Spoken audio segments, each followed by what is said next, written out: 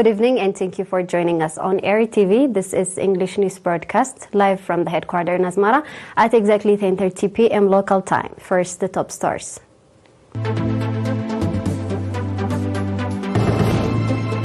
Community gatherings in connection with Fenkel Operation anniversary.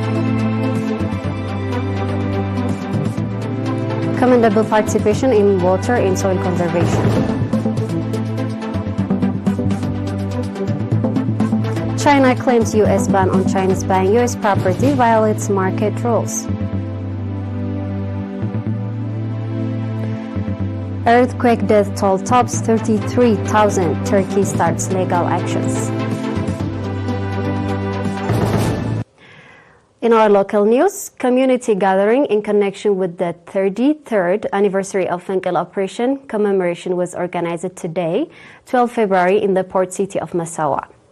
Indicating that Fenkel Operation was part of the heroic feat demonstrated by the Eritrean people that signaled the total independence of Eritrea, the participants of the community gathering said that the peace and stable life they are leading has been the result of heavy sacrifice of the gallant liberation fighter. Expressing the respect and honor they have toward the Eritrean martyrs, the participants expressed resolve to live up to the expectation of the martyrs' trust, pointing out that the Eritrean people have emerged victorious, foiling the external conspiracies and hostilities aimed at derailing the economic progress of the country. The participants said that the 33rd anniversary of Fenkel Operation is being commemorated at a promising stage and expressed determination to play their part in transferring the shining history to posterity. The 33rd anniversary of Fenkel Operation that has been underway from 10 to 12 February featured children's carnival, children's village exhibition, general knowledge and sports competition, as well as community gathering and others.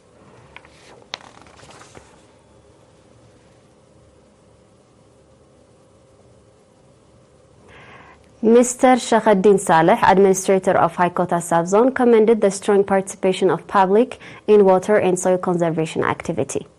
Mr. Shakhaddin made the comment at the meeting he conducted with area administrators and public representatives. Regarding the popular campaign conducted in the subzone, Mr. Aragai Mabrahtu, managing director in the subzone, said that over 3,300 hectares of agricultural water diversion schemes have been constructed through popular campaigns and with the help of machinery, and over 690 hectares of crop of members of the defense force have been collected. In the same vein, at a similar meeting conducted in La'alaigash subzone, Mr. Gide Stefanos, administrator of the subzone, said that commendable activities have carried out in community-based environmental sanitation activities, tax collection, as well as water and soil conservation and agricultural activities.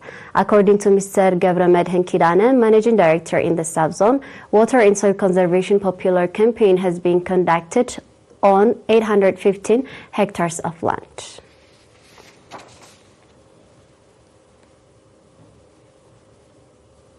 International news follows after a short break. Stay tuned.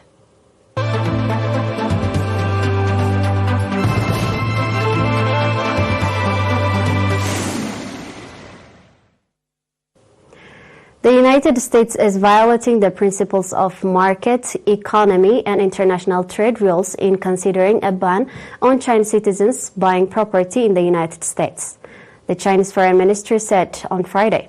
Spokesperson Mao Ning said at a regular press briefing that generalizing the concept of national security and politicizing economic, trade and investment issues violate the rules of market economy and international trade rules.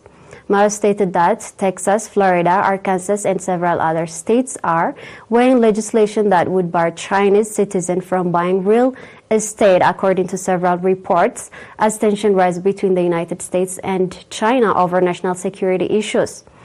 Mao also said that he wants to stress that U.S.-China economic and trade cooperation is mutually beneficial in nature, and that over the years, Chinese enterprises have invested in the United States and made important contributions to promoting domestic employment and economic development in the United States.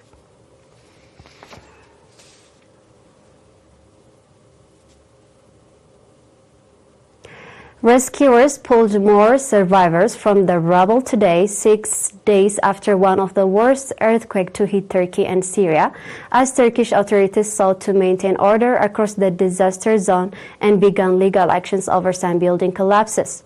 With chances of finding more survivors growing more remote, the toll in both countries from Monday's earthquake and major aftershock rose above 33,000 and looked set to keep growing. It was the deadliest quake in Turkey since 1939.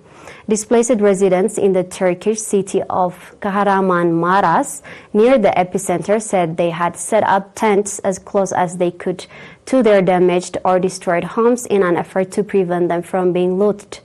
Facing questions over his response to the earthquake as he prepares for the national election that is expected to be the toughest of his 2 decades in power, President Tayyip Erdogan promised to start rebuilding within weeks. Syria, the disaster hit hardest in the rebel-held northwest, leaving homeless yet again many people who had already been displaced several times by a decade-old civil war. The region has received little aid compared to the government-held areas.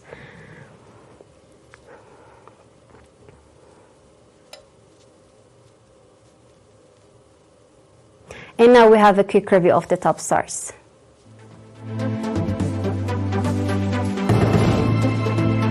Community gathering in connection with Lincoln Operation Anniversary.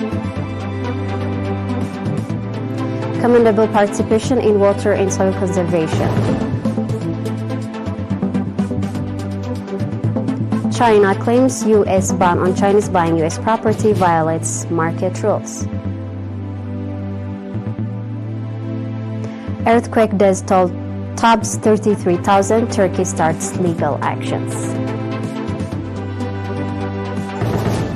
It was me, Salem Berhana, with the news for tonight. Thank you for being with us.